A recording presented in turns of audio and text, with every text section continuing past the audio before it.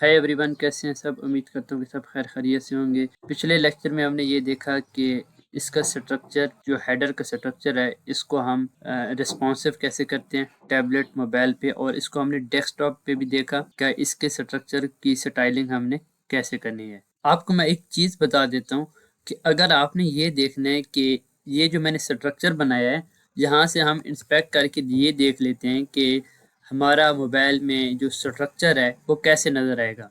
यहाँ से हम ओपन करते हैं और डायमेंशन में जाके आईफोन सेलेक्ट करते हैं, तो हमें ये पता चल जाता है कि हमारे आईफोन के मोबाइल पे जो हेडर का स्ट्रक्चर है या वेबसाइट का स्ट्रक्चर है, ऐसे नज़र आता है। अगर आपने लाइव मोबाइल पे इसको चेक करना है तो आप सिंपल आपने क्या करना है, यहाँ से जो आपका थीम है, थ्री डॉट्स पे क्लिक करना है।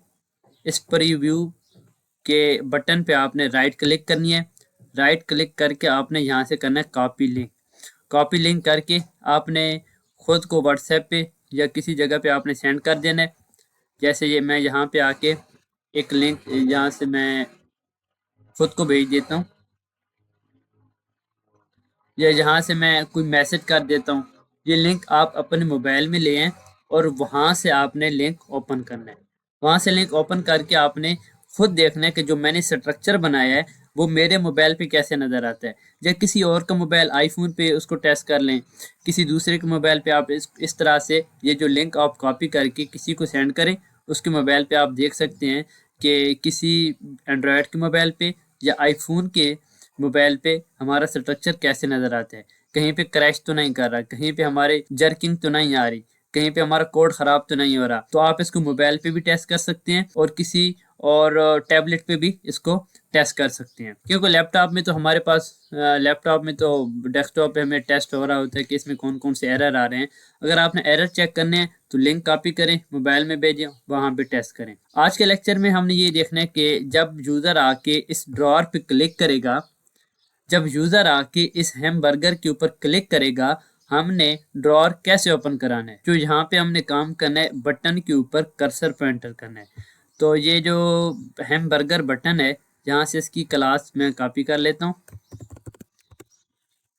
हमने ऊपर शायद इसकी यहाँ पे इसकी CSS पड़ी है। यहाँ से हम करते हैं कर्सर पॉइंटर। कर्सर पॉइंटर करने का मकसद ये होता है कि यूज़र को ये पता चल जाए कि इस बटन के ऊपर क्लिक वर्क कर रही है। तो जैसे मैं यहाँ पे आता हूँ, यहाँ पे इसका कर्सर क्या हो गया, पॉइंटर हो गया। नेक्स्ट चीज़ हमने क्या करना है, यहाँ से एक स्निपेट बना लेते हैं।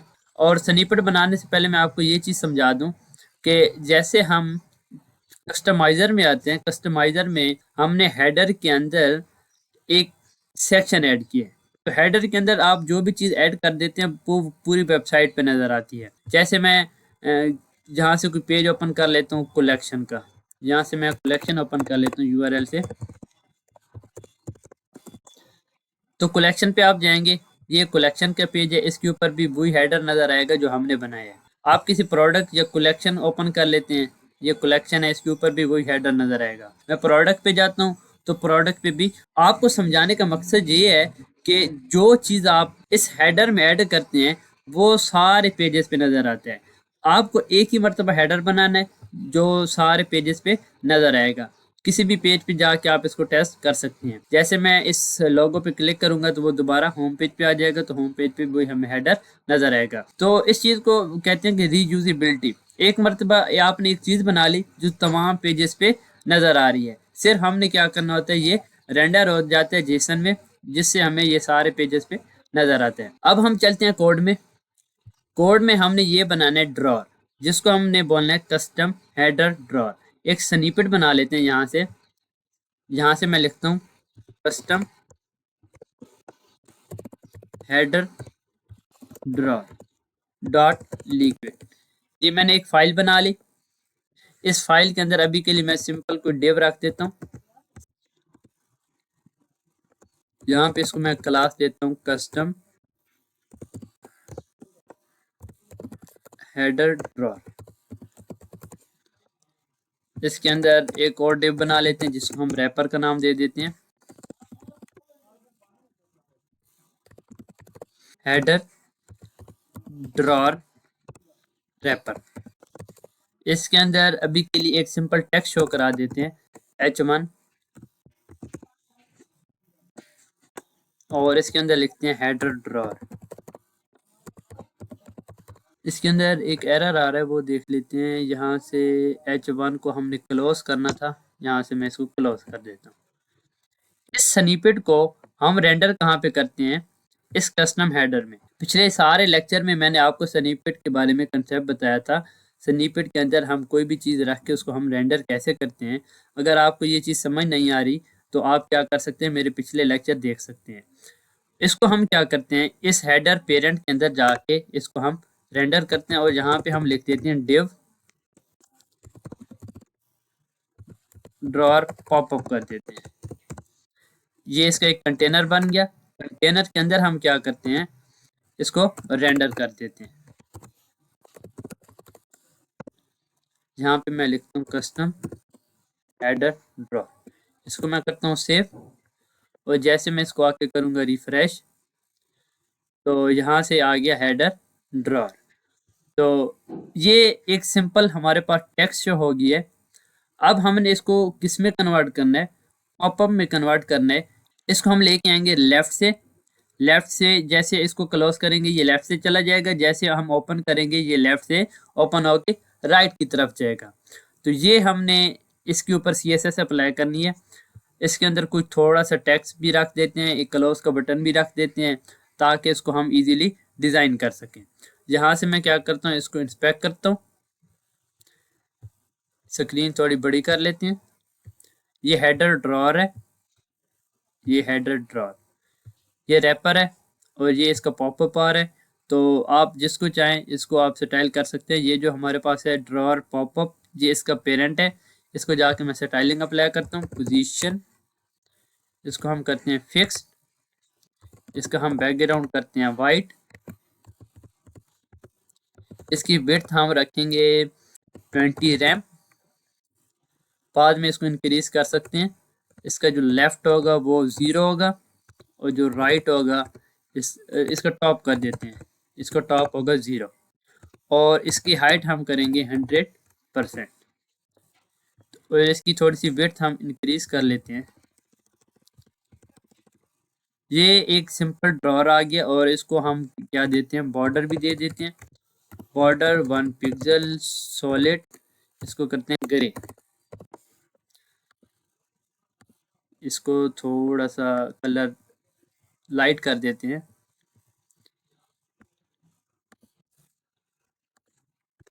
और यहाँ से हम ओवरफ्लो भी कर देते हैं कि जैसे हमारे पास अगर टेक्स्ट ज़्यादा होता है तो उसके लिए हम ओवरफ्लो अप्लाई कर देते हैं, ओवरफ्लो ऑटो। जैसे कोई चीज़ इस पॉपअप से बाहर जाएगी तो उसको क्या लग जाएगा, ओवरफ्लो लग जाएगा। ये कुछ प्रॉपर्टीज़ थी जो हमने इसके ऊपर अप्लाई कर दी हैं। विड्थ आप चाहें तो इसकी इंक्रीज कर सकते हैं, 40 कर सकते हैं, 35 कर सकते हैं। जो आपका फिग्मा होगा, आपने फिग्मा को देखना होता है, जो आपको रेफरेंस वेबसाइट होती है उस हिसाब से देख के आपने बनाना होता है। तो ये जितनी मैंने CSS की है इसको हम कॉपी कर लेते हैं। इसको कॉपी करके यहाँ से इसकी क्लास आप कॉपी कर लें, कोड में जाते हैं, कोड में जाके ये अप्लाई कर देते हैं।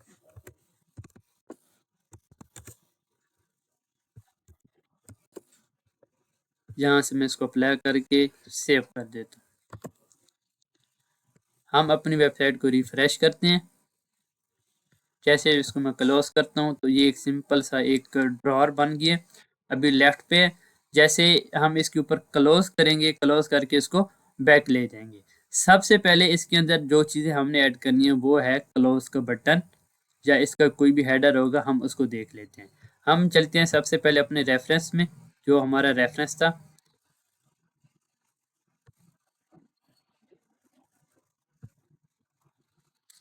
जो वेबसाइट हमने बनाई थी उसी को देख के हम यहाँ पे कॉपी करेंगे। वहाँ पे कुछ चीज़ें स्टाइल नहीं की थी, लेकिन यहाँ पे हम पूरा कंप्लीट इसको स्टाइल करेंगे। एक कंप्लीट शॉपिफाई पे हम वेबसाइट बनाएंगे ताकि आपको ये समझ आए कि हम वेबसाइट इसको कैसे बनाते हैं, इसको लाइव कैसे करते हैं। यहाँ से मैं ओपन कर लेता हूँ फर्स्ट कोड जो हमने होम पेज बनाया था।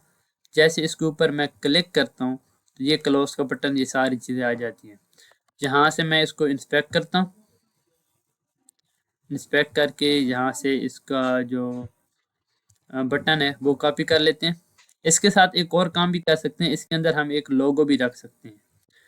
तो हम यहाँ से एक लोगो भी रख देते हैं। सॉरी, ये मैंने ओपन कर दिया। हम जाते हैं कोड में, ये था हैमबर्गर। कस्टम हेडर में जाते हैं।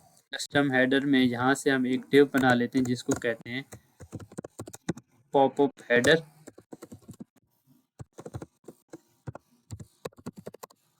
पॉपअप हेडर के अंदर दो चीज़ें होंगी, एक हम रखते हैं लोगो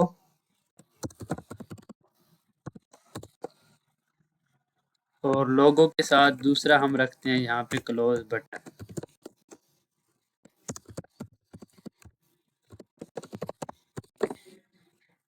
यहाँ से मैं स्निपेट को रेंडर कर देता हूँ, कॉपी, और यहाँ पे लोगो रख देते हैं। क्लोज का बटन हम कोई उठा लेते हैं यहाँ से हम कॉपी कर लेते हैं क्लोज का बटन। ये एसवीजी है, एसवीजी में यहाँ से कॉपी कर लेता हूँ। सॉरी, यहाँ से इसके अंदर एक स्निपेट बनाते हैं जिसके अंदर हम रखेंगे क्लोज btn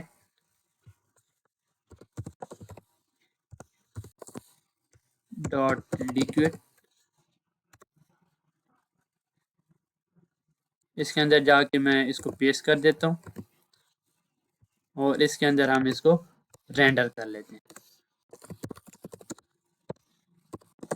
क्लोज btn। मैं इसको करता हूँ सेव, वेबसाइट को करते हैं रिफ्रेश। ये क्लोज का बटन भी आ गया। तो इसके ऊपर हैमबर्गर आ रहा है, इसको भी देख लेते हैं। हैमबर्गर नहीं लाना था, सॉरी, यहाँ पे हमने इस लाना था हमने कस्टम लोगो। यहाँ से इसको मैं करता हूँ कॉपी,